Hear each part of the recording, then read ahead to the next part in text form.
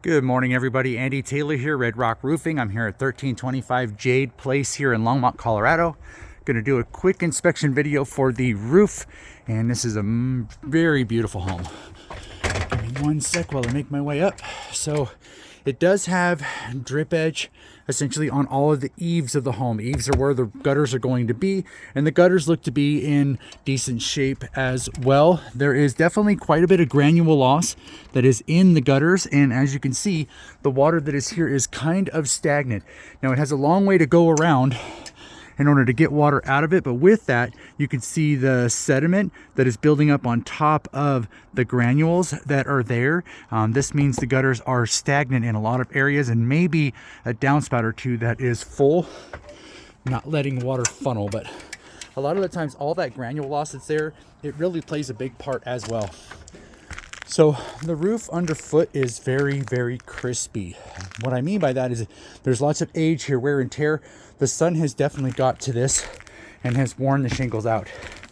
Now, the shingle is really wet right now, but I wanted to make sure I get out here and do so. This is the north-facing slope here, and you can see all of the moss build up on this. This is typical from this area, really ice damming and whatnot to the shingles.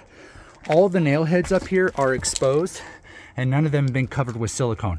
In order to pass any Colorado roof inspection, all nail heads need to be sealed with silicone, and all of them are exposed throughout the entire roof. And when these are rusted out, you can tell really the age and wear and tear as well. The ridge obviously going to be the highest part of the roofing portion here, and you can see all the granule loss that is here as well. And same on the shingles. You can see some of the heat blistering that's here from really age, wear and tear, and minimal ventilation. As I go to the top, you can definitely see this granule loss here is probably an inch deep. So just so many granules that have come off of this roof. And here you can actually see a lot of the granule loss along the edges. Nails that are coming out from the drip edge underneath. Plastic boot jacks here, and I'll address that in a second, but I want to show how the rakes don't have any drip edge at all. It's in the gutter section and the eaves of the home, but none on the actual rakes. So if I detail a little bit more over the garage here, just full of debris, and then this piece here, you can see the granules are all the way up to the bracket. So a lot of granule loss on this roof. Let me make my way up onto the main slope of the home. All right. So again, plastic boot jacks. The boot itself is still shedding water, which I love to see on this. But in a lot of these areas, the nails are starting to emerge from the surface on this. So these have become very vulnerable penetration points for water to get into that nail area. Without silicone, it doesn't have any chance to keep it out.